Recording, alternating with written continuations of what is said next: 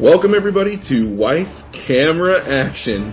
I, of course, am your host, Aaron Weiss, alongside the king and queen of Corydon, Alex M. Weiss. And Chelsea Weiss. And Chelsea M. Weiss. What have you to say, Chelsea? You're close, because it's Elizabeth. Well, I was thinking of your maiden name.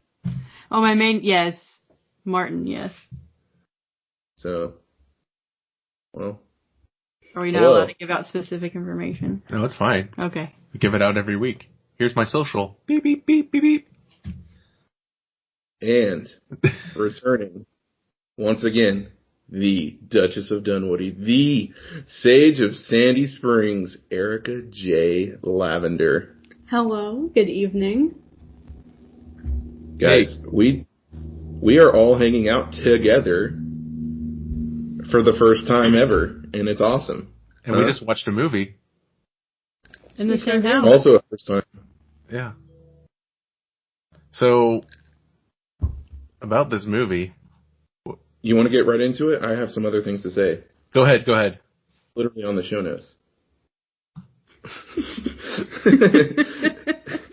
Before we get right into it, of course, this is Weiss Camera Action, the show where each and every week on your favorite podcast service, Alex, Erica, and I review movies/series of movies. If you like that and you want to be a part of the show, go to patreon.com, where $1 a month tier grants you the ability to ask questions that you want to be aired on the podcast, or you can write your Darmok reviews, just like Alex did last week and forgot to air once again. I will do it this week. I will do it for last week soon, before we get into this week's movie. And I haven't written this week's yet. Oh yeah, because I've got an idea though. We just hopped into it. I'll do it. I got it. We haven't had anyone write in yet, but hey, there's a first time for everything. This is a brand new podcast still. Big Shanks. Big thing for our Patreon producers. That's right, we have multiple producers now. Chrono Slinger and Pepe Danger. If you don't have any change to toss our way, no big deal. You can catch the show each and every Friday on podcast services around the globe. Housekeeping. In an effort to be more consistent with uploads and better serve you, our schedule has changed. Each episode will now be uploaded everywhere on Fridays. Also, this is Friday at the time of recording, unrelated. Also, we've been completely revamped the Patreon page rewards. So we have details more at the end of the show. Alex, Chelsea, Erica, remind me to come back to those details. Today's episode is brought to you by Weisscast, but more on that later. For now, let's begin the show with what is and forever will be our first impressions. You guys go first. I'm doing something. Chelsea, let's hear your first impressions of this movie. First impressions, are we talking about first impressions or second time around first impressions? Most recent watch impressions. Okay. So, all I could think in the beginning of the movie was how the intro scene where, Jack Sparrow comes in seems to me, out of all the sequels, to call back most similarly to the very first movie, like classic Jack Sparrow getting out of a tight spot, using what resources he has to just make it up as he goes, and his classic humor. Mm-hmm. I don't feel like that was so much in movies 2 and 3. Yeah, I felt like this felt tonally most like the first movie. In the best possible way. Yes, that's my first impression. Yeah, I had a similar first impression, thinking about how, just exactly how you were saying, how it reminded you of the first movie in that way. But one way it did not remind me at all of the first movie is it took us forever to get to the ocean. Mm-hmm. There was so long where I was like, why are we looking at land? I want to see the sea. So yeah, I guess those are my first two thoughts. Yeah, I agree with what's been said. This might be my second favorite opening in Pirates of the Caribbean. Just like the whole, I wouldn't even call it like necessarily the whole first act, but just like that opening scene, with Jack being, arrested, and there's like rumors of him being impersonated and looking for a crew. Just that whole concept is really cool. And then, the guy that plays King George is great. He's also Vernon Dursley in the Harry Potter series, and he's just fantastic. He's a really good... That's where I've seen him. Yep. Yeah, he's he's a really funny actor. I think he passed away a few years ago, actually. He did. Aww. But he's a really funny guy. His name escapes me, though. It's Richard Griffiths. Richard Griffith. I knew it wasn't Kathy Griffin. Very close. Mm-hmm. Very close. So some fun facts. Alex, I need you to lead us in some fun facts. All right, I've got some fun facts ready, everybody. Hike up your loins and gird your skirts. Oh my goodness. We're not in Scotland here. This is the last Pirates of the Caribbean movie with the original cinematographer. The next movie has a new one. So the first 4 movies had the same one. The next movie they have a different guy. So just be on the lookout. I think he did really great in this movie. Mm-hmm. IMDb said that the budget was $200 million, $100 million in the previous movie, but also the production cost, quote unquote, ballooned to over $400,000. Yikes. Note, a movie's budget does not include marketing. Yes, sir. I've read multiple places that this is the most expensive movie ever made. Mm-hmm. Really? The one we Does that include marketing?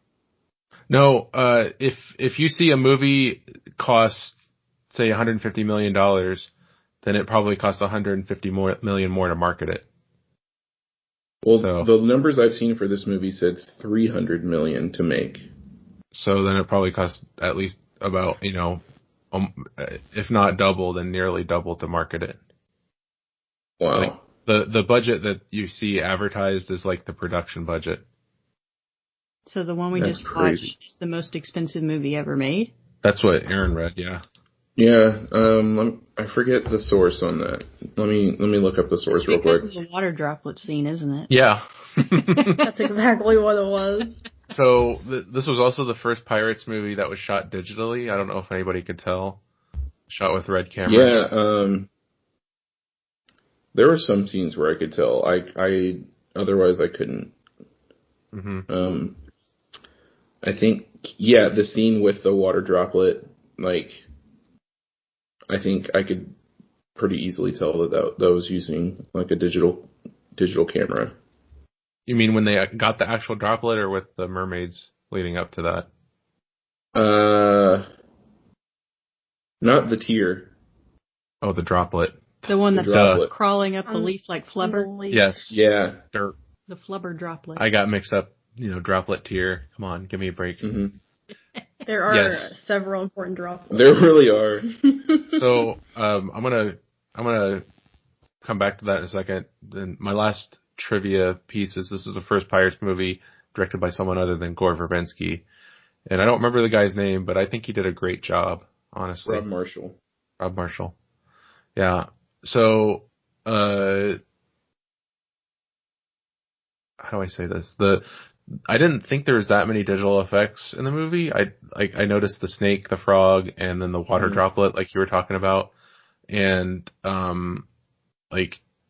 we only watched it on, upscaled DVD, but, digital movies cannot, digital movies with, the, CGI effects, they can only go to 2K. Like, the effects can only go to 2K. So, I don't know what that means for us watching a standard definition DVD on a 1080p TV, but that means, I guess they makes them more noticeable on a digital movie. So, yeah. So, okay, this was on Insider.com. Pirates of the Caribbean on Stranger Tides cost $376.5 million to make. That's the production and marketing total. In 2011, the New York Times originally reported the film cost $400 million in total. In 2014, Forbes reported British financial statements that showed film cost $410 million total, before the tax credit worth at least $34.1 million. According to Forbes, Johnny Depp made $55 million for this movie. Oh my gosh. I'll take one of those million. Yeah, honestly, I think I've told you this before, that like $1 million could fund my ministry budget for like 20 years. Mm-hmm.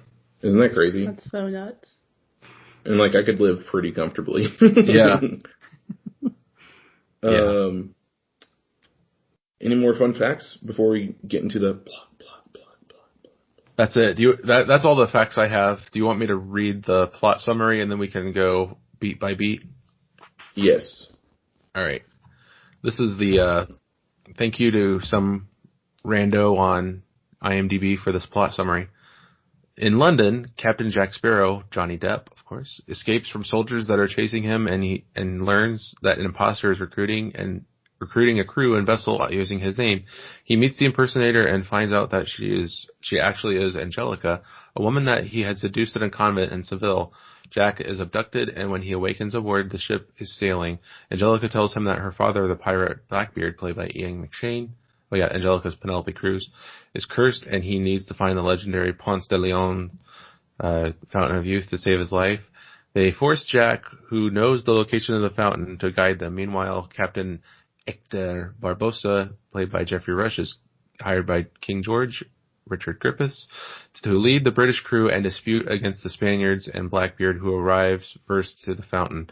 But along their dangerous quest, they need to find two chalices that belong to Ponce de Leon and a tear of a mermaid. Beautiful. Thank you, Rando from IMDb. Rando Calrissian. Yes. All right. We open in London. We're in London now. That's right. The motherland. After a failed attempt to rescue his first mate, Josemie Gibbs, from execution in London, Captain Jack Sparrow is brought before King George II. The king asks Jack to guide an expedition to locate the Fountain of Youth before King Ferdinand and the Spanish Navy locate it. Captain Hector Barbosa, now working as a privateer and sporting a peg leg, is captaining the expedition, though only requires Sao Feng's navigational charts. Remember Sao Feng from At World's End? R.I.P. How can you forget? He only needs the navigational charts rather than Jack. Jack escapes. Surprise! Also, can we talk about this escape real quick? We kind of tiptoed around it earlier. Like, this really was just very classic Jack, and like kind of callbacks to the first movie, like him just swinging around, doing Jack Sparrow things. I noticed when it's so fun to watch. Yes. Mm-hmm. I noticed when he was fighting, I guess, the impersonator. Angelica. Yeah, Angelica. How they had the battle up in the rafters again, just like he did with Will Turner in the first movie in the blacksmith shop. Yeah, and it, like, his escape takes him not only through the palace, I'm assuming it's Buckingham Palace, I don't know how old that palace is, but I'm assuming it's Buckingham Palace. It takes him not only through that palace, but takes him through London. And it's just like a really cool scene where he's like hiding on this banner at first, and then he drops down onto a carriage and they're chasing him on carriages.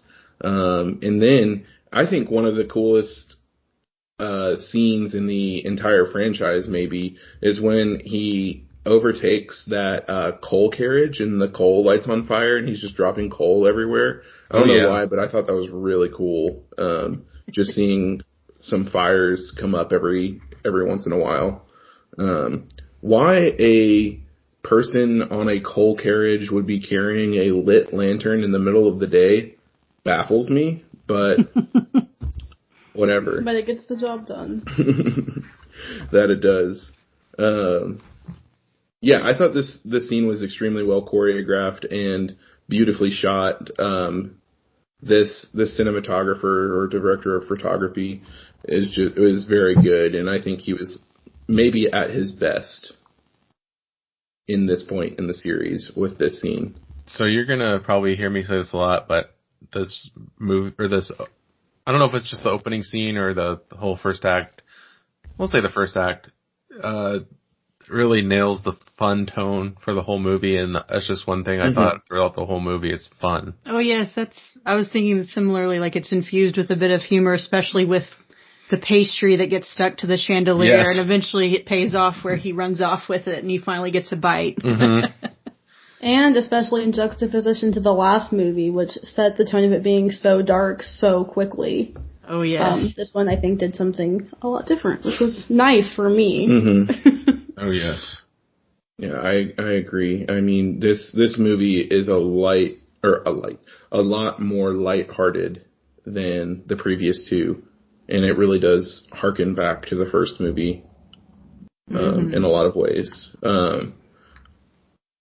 I only looked at the director's filmography. I did not look at any of the writers. I'm going to look at Rob Marshall's filmography real quick. He's done a decent amount of things. Into the Woods, Mary Poppins Returns, Chicago, Memoirs of a Geisha, whatever. Memoirs of That Lady from Japan. I've only seen 2 of his movies, but I think Pirates is his best one. Yeah, I mean, this is a really well done movie, and I mean, especially this first act, it really does set the tone for the movie in a lot of ways. Not that there aren't dark parts in this movie, but we'll get to that. You're right, but there's nothing like, I don't know, the third movie just seemed really drab. It was really grisly too. Yeah. Everyone was dirty and grungy, and just this feeling of impending doom. Yes. Yeah. Exactly. You know, I think this is only my second viewing of this movie, to be honest with you. And I definitely didn't catch it the first time, if I did, I didn't remember because it's been like 8 years since I've seen this, but,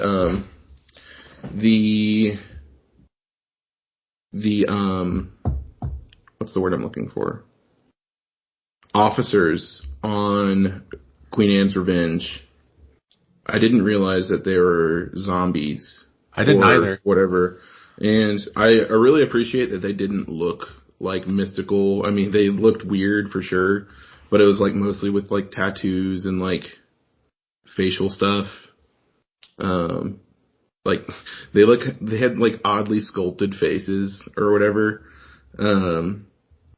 And I really appreciate that they weren't like zombie fish people or whatever, because those zombie fish people from the last 2 movies were just straight up gross. Yeah.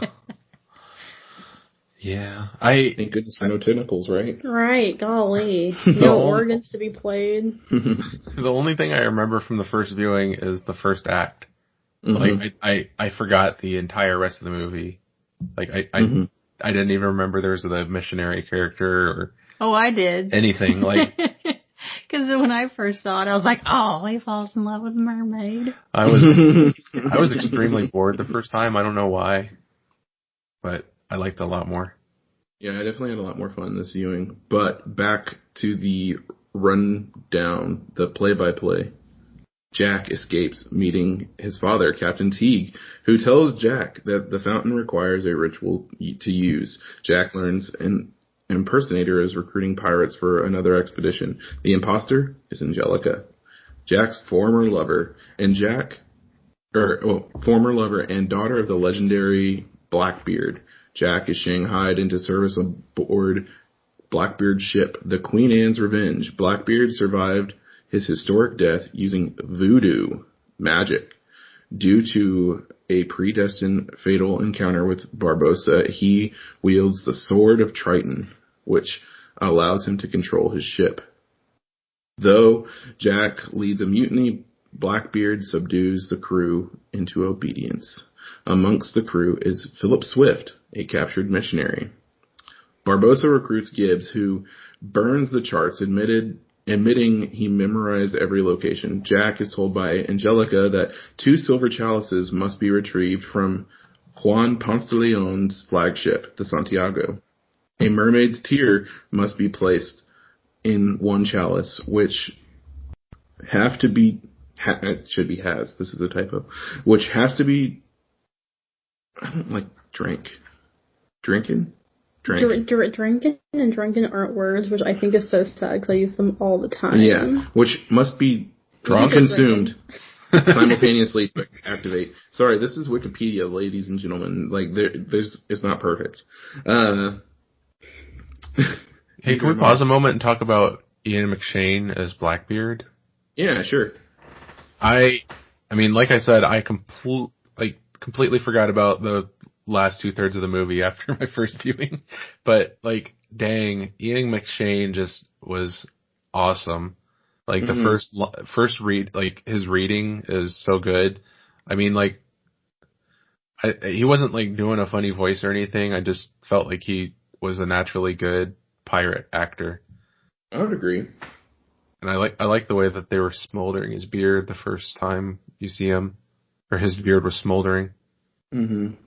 I think that's supposedly what the historical Blackbeard had. I don't remember. Yeah, I remembered that he was in this. But you know, the only movie I've ever seen Ian McShane in besides this, I think, was Hot Rod. I don't know if I've seen him in anything else, but he was so good. He was good. It's my favorite, though. You know what I mean? John. I don't know if it's motivations, but. Mm-hmm. And Hellboy, apparently. Mm-hmm. Should I get on with the thing?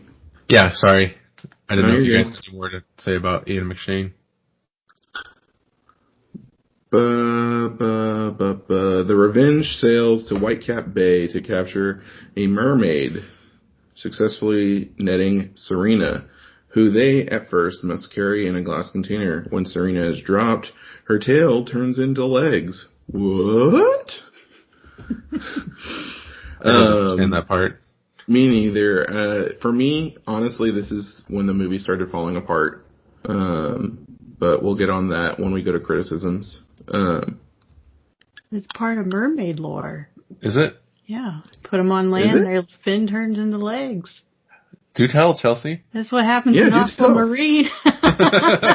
Chelsea, thank you. I'm so glad I wasn't the only one thinking of Aquamarine at a moment like this. Yes.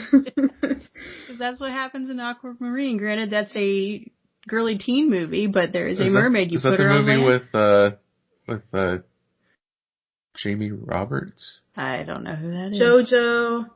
Yes. Yeah, Emma Roberts, yeah. Although I think there is some element where it has to be like a full moon. I don't know, but you put her on land, she gets legs. Jamie Lynn Spears, Emma Roberts. Okay, I got my Nick Teens separated now. Yeah, that's fair.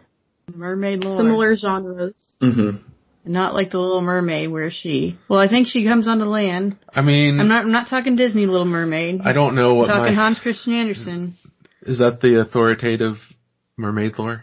Actually, I'm not sure. But okay. As far as I know, in mermaid lore, if the tail has water on it, it's a tail. If the legs get water on it, it will be a tail again. But if there's no water around, the tail will become legs. As far as I know, I'm not a mermaid expert, but I do agree with Chelsea. I feel like that also happens in Sabrina Down Under. Didn't that happen in Sabrina Down Under? I don't remember. They dragged the merman up on the shore. Oh yeah. Oh yeah, it did happen. They have to give him legs or its tail by putting him in the bathtub. That's full right. Of water. So this is a good time to say that this movie was based on a book, and I forgot about that while watching it. Really? It's based on a book called On Stranger Tides. Yeah. You know, that came up when I looked up. I looked up On Stranger Tides Wikipedia, and the first thing to come up was a book. Interesting. And you're right, that's not what they want. Yeah. Huh. How about that? I don't know how faithful it is. I think they mostly just used the name so they could get the story, But They're probably like, how can we revitalize Pirates of the Caribbean? Let's just throw Johnny Depp in this story and we're good to go. yes. But yeah, they successfully catch Serena. The glass container breaks, and Philip is caring for her. Angelica and Blackbeard send Jack to get the chalices, taking his magic compass as a bargaining chip. Jack meets Barbossa on the Santiago, but find the chalices having been taken by the Spanish. That was a hard word to say for some reason. The two steal the chalices, where Barbossa explains Blackbeard attacked the Black Pearl. Oh, sorry. That didn't make sense until just now. The two steal the chalices, where Barbossa explains Blackbeard attacked the Black Pearl, leading to the loss of his leg. Serena's tear is extracted by Blackbeard after Philip expresses love for her, leaving her to die of dehydration, and Philip is forced to go with the crew.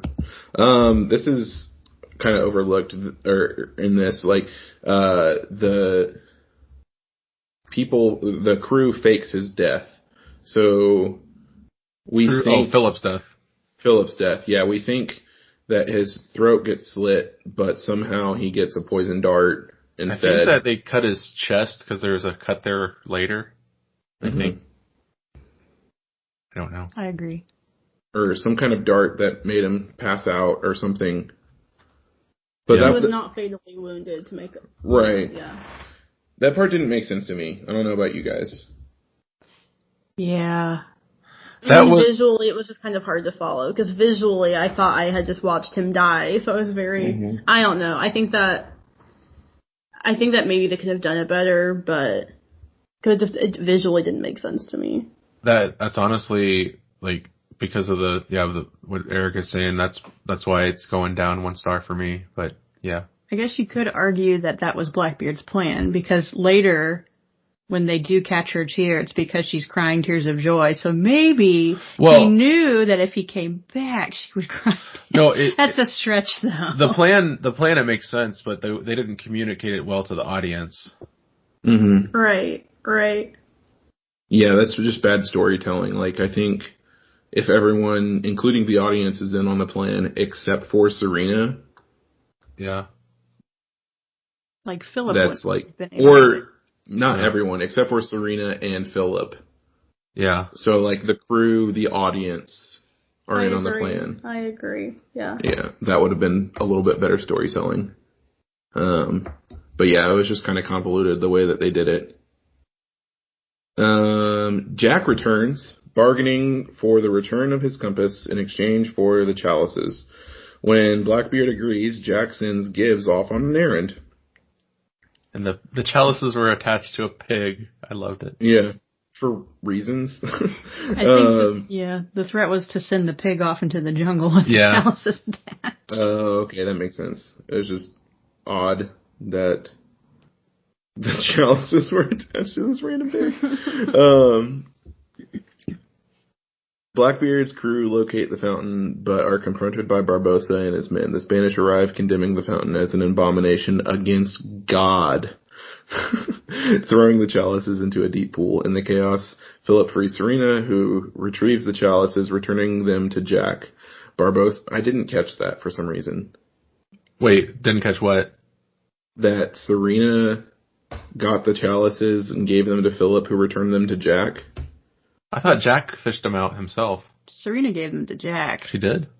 Yeah, well, 'cause I don't know if I need to save this for criticisms, but there's the part where, Philip goes back a second time and releases Serena, and she, I guess, is basically, I don't trust you, dives down into the pool and leaves Philip to rot, I guess. At least that's the assumption. And then suddenly, in the middle of the fight, in the room with the fountain, she appears out of the hole in the floor with the chalices in hand, hands them to Jack, goes back under, and then suddenly she tries to rescue Philip later. And we're like, I don't understand why she had to go get the chalices first and then go get Philip.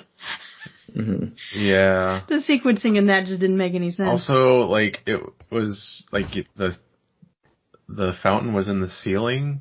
And she was like on the ground, so how did she get into the ceiling? Mermaid magic. Is that part of mermaid lore? We're going to expand the universe of mermaid lore by saying that they can swim through ceilings. Isn't that what they do in Big Fish in Begonia? No, not that movie. Never. Only she and Mermaid Man can do that.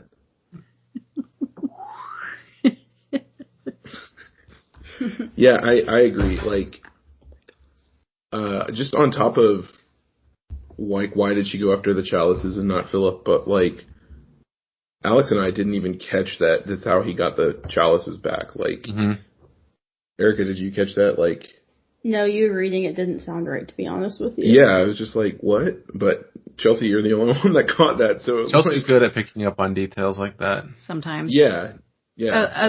But we forgot the story I told Aaron yesterday, how I missed an entire house missing on campus when I went to school. So sometimes I catch up on details. But you were invested in the story. Yes. Yeah, story details are a little bit different. Real life details. Than real life detail.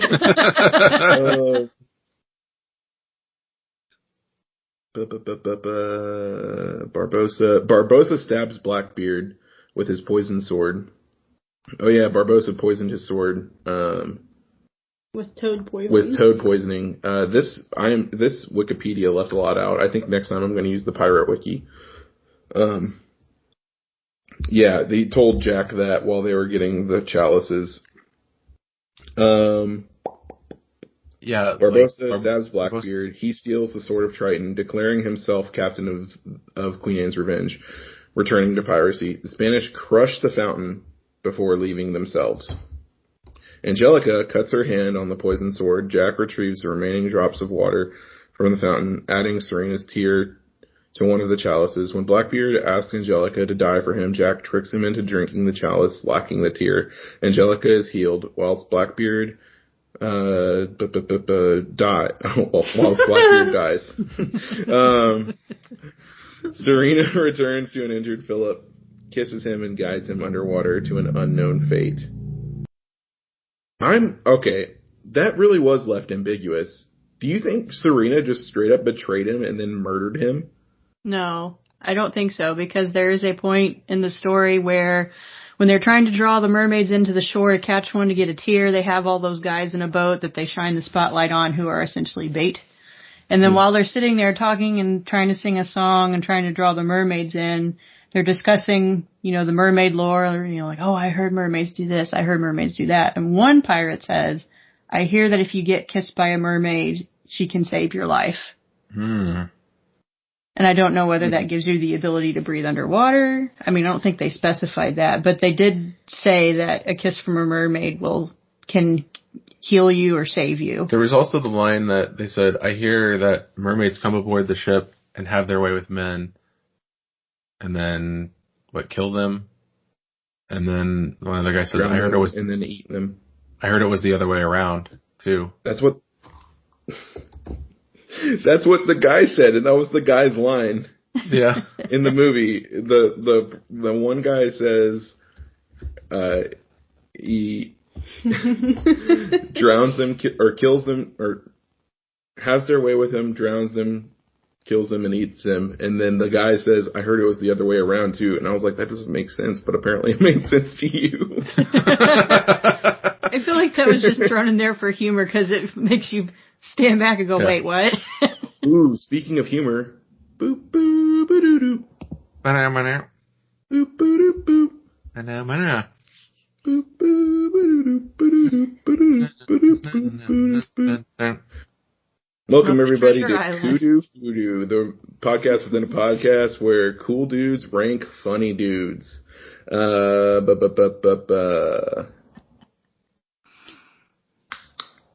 the funny dude. Do you need to know his name?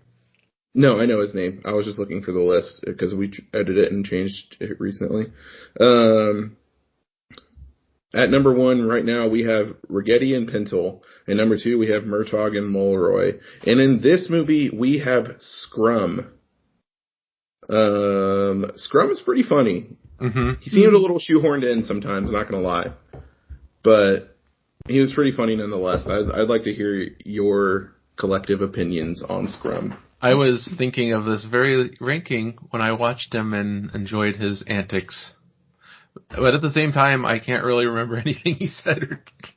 Yeah, I was about to say, like, sorry, watching him, I'm sorry, I was just gonna say, like, watching him, I thought he was adding a lot and he was funny, but Rigetti and Pintel, and as well as Murtaugh and Mulroy, to me, are more iconic. Yeah, like, I can think of more, and we just watched the movie, and I'm already like, what did he even do again? Like, what did he say? But, like, the other two, I'm like, they were iconic. I guess the word I'm looking for is memorable. Like, Scrum wasn't as memorable to me. That's because Scrum needs his thrum. He doesn't have a sidekick. Oh. You're a genius. Chelsea?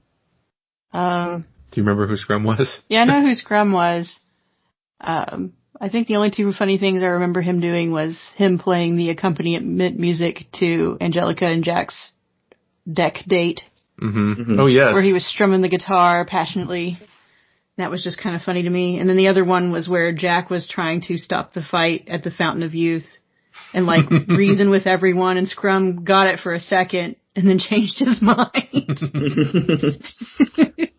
Yeah, I think, he was really funny, but he didn't have his sidekick or his counterpart, you know? But also... Well, he wasn't super integral to the story.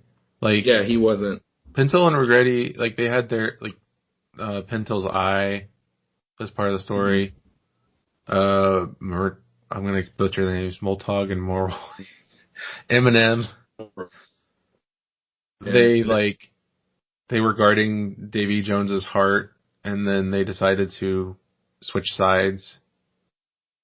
Oh, I didn't even think about that, how there were, like, 2 comedic pirates and 2 comedic British officers.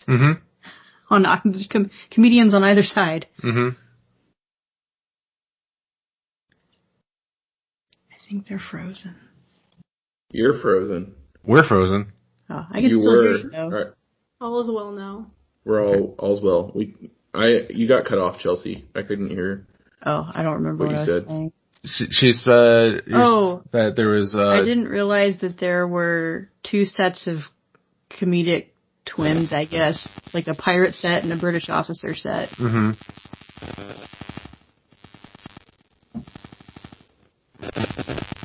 Wow. That usually has to do with cell phone. Yeah, Yep. I had my phone. I was going to take a note. But that's fine. So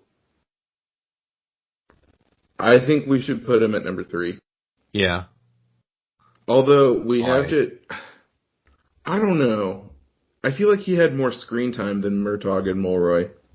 But was he funnier? I do remember one more funny thing he did. The whole part where Jack was trying to convince them to mutiny and he was the first one to jump. He was like, let's start a mutiny right now. And he just, like, runs up the steps and Jack looks at everyone else and then says, we'll go. Yes. I think he just has a habit of diving into things without thinking. That's true. But, like, are we talking about screen time or funny? You're right. I think we gotta put him at number 3. Yeah. I agree. I think as long as Pintel and Rigetti are still number 1, because they're still my favorites.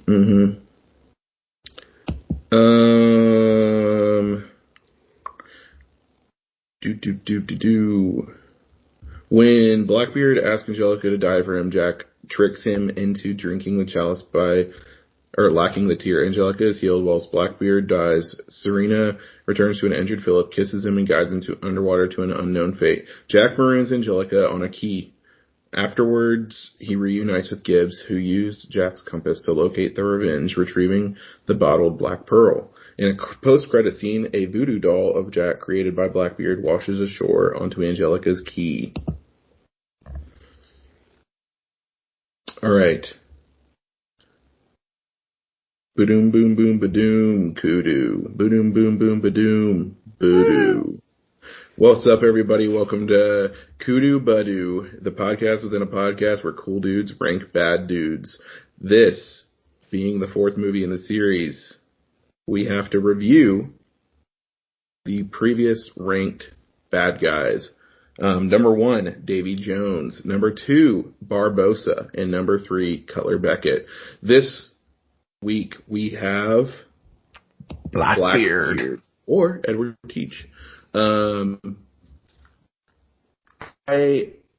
going to start off by saying I love Blackbeard a lot. His writing was good. His acting was good. Ian McShane did a great job.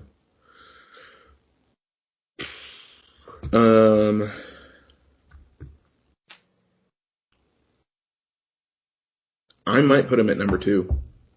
I can agree to that. Really? I'd be willing to knock Barbossa down because Barbossa was only a bad guy in the first movie. Mm-hmm. Okay. He's more of an anti-hero. Yeah, okay. So I agree. If we're ranking them on their badness, then yeah. I really still do like Barbossa a lot, so I feel weird like knocking him a level, but I agree that in terms of like the cool dudes drink bad dudes, like yeah, I agree.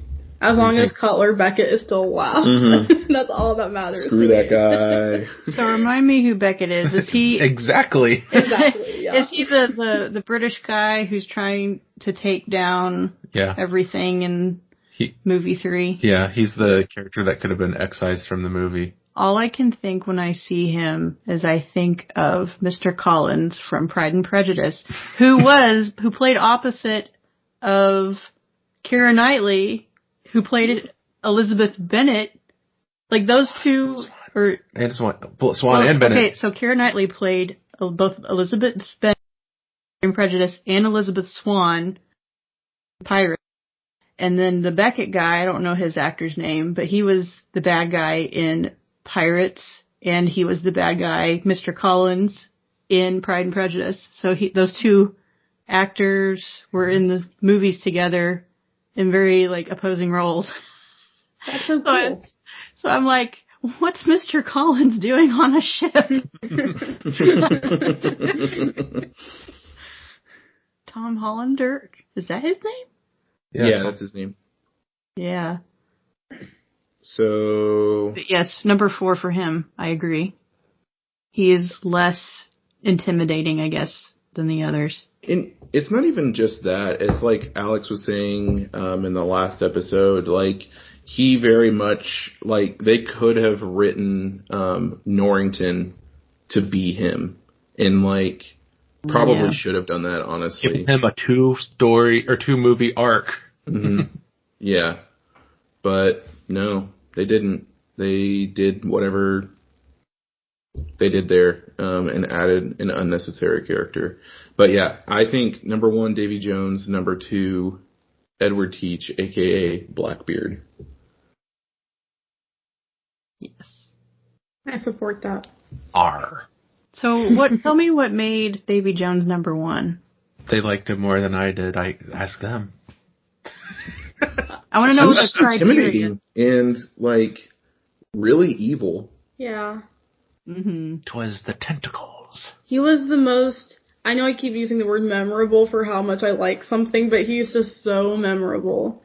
Like his voice and his appearance and, I don't know. I just thought that he was a really well done character. I appreciated that he was a villain for 2 movies as well. Me too. And he was just, like, he just brought this, like, demanding presence to the screen. And, even though he kind of talked funny, I heard, like, we read a couple weeks ago that he played him as Scottish, even though the director wanted him to play him as Dutch. He sounded kind of like a cross between Scottish and Dutch to me.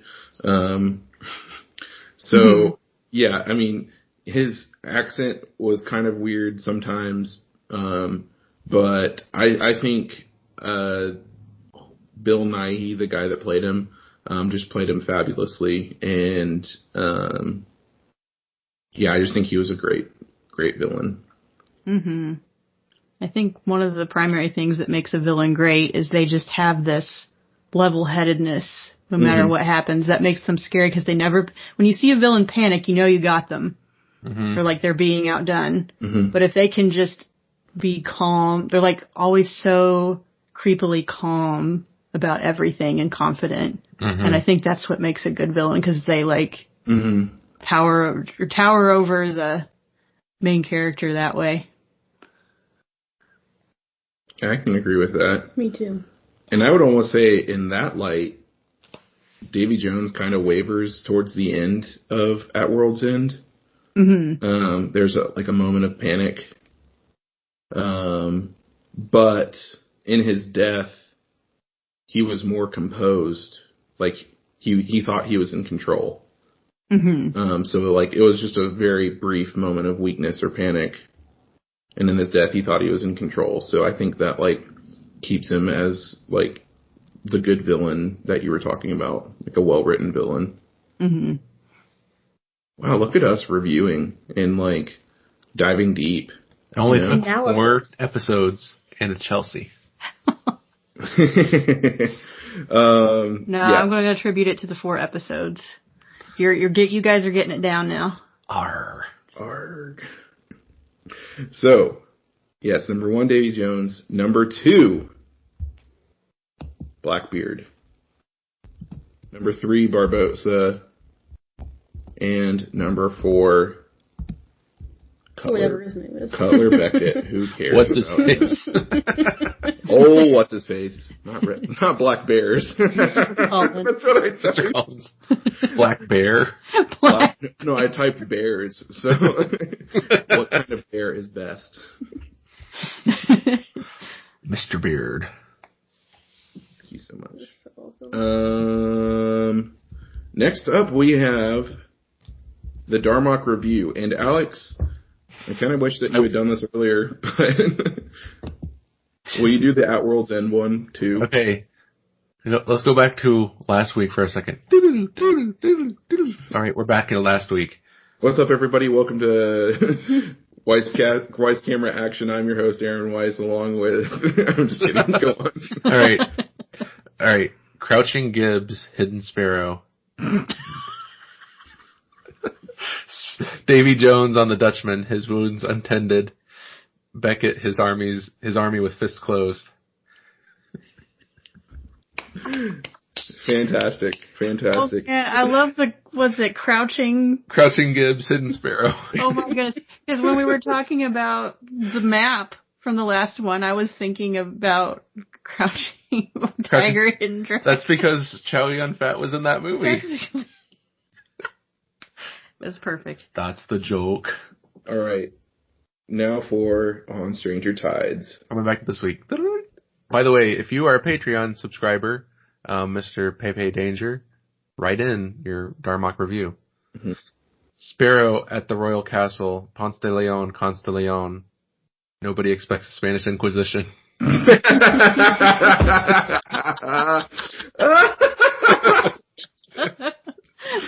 Yes.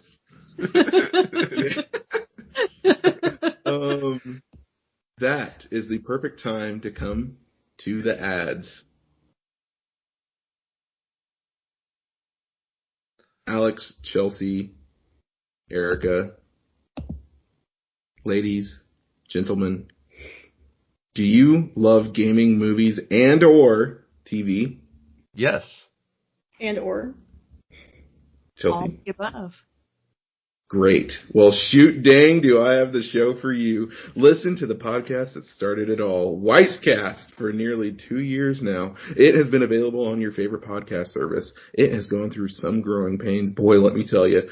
But we finally hit our stride. If you want to be a part of the show, go to patreon.com/Weisscast, where $1 a month grants you the ability to ask questions that you want to be aired on the show. Also, feel free to correct us when we make mistakes at www.weisscast.com/your-wrong.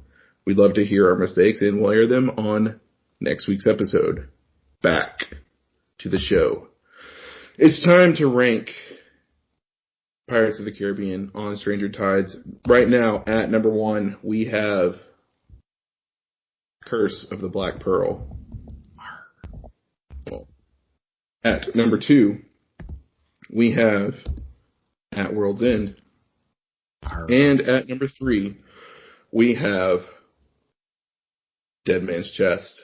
Where do we think Well, do we rank first or give our rating? Oh, we should give our rating. You're right. You're so right. Chelsea, I'd like to hear your rating of this movie. My rating. So what's the scale of 10? Scale of 10. You can do in increments of 0.25 if you would like. Ooh. Scale of 10.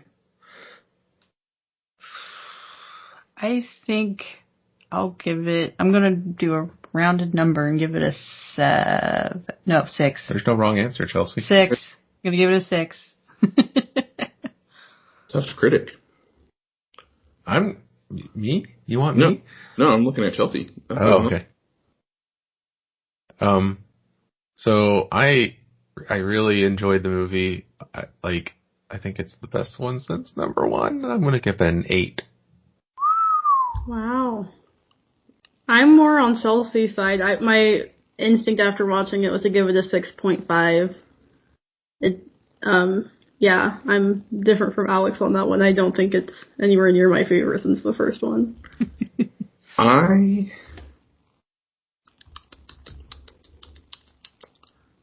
Here's the thing. I did not like this movie upon first viewing. I think it's 2/3 of a potentially great movie. The last act really kind of fell apart for me. I think the characters were written really well. It fits in well with the Pirates of the Caribbean world, universe, lore, etc.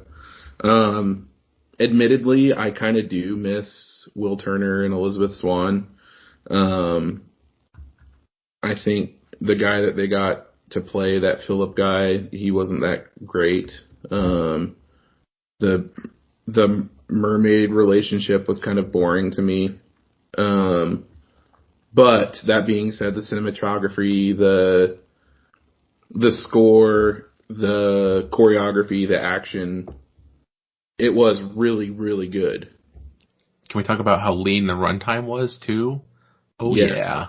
It being so much shorter than At World's End was great. Yeah, I appreciated that a lot too. I think I want to put this at number 3. Number 3? Mm-hmm. That's agreeable. I don't even remember what happened in number 2. Granted, I didn't watch it with you. Davy Jones, everybody's fighting over his heart. Oh, the I Got a Jar of Dirt one. Yeah, that's it. That one's in Pirates of the Caribbean, I Got a Jar of Dirt. I can Photoshop that onto a poster. Oh yeah, my score for it, I'll give it a 7.25. 7 1/4 portion. Now we're getting our franchises mixed up. Mm-hmm. All right, this is how we have to do it.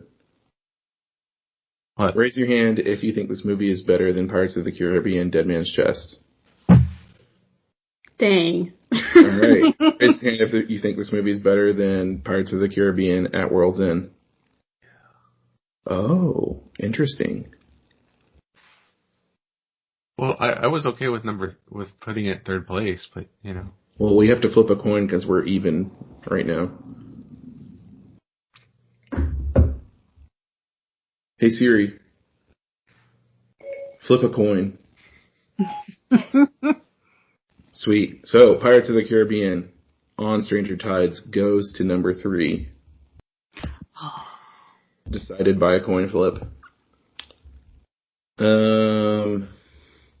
Oh shoot, this was a very quick recording, ladies and gentlemen. We have afterthoughts? Favorite scenes? Yes, let's go favorite scenes. Starting with Erica J. Lavender. Wow.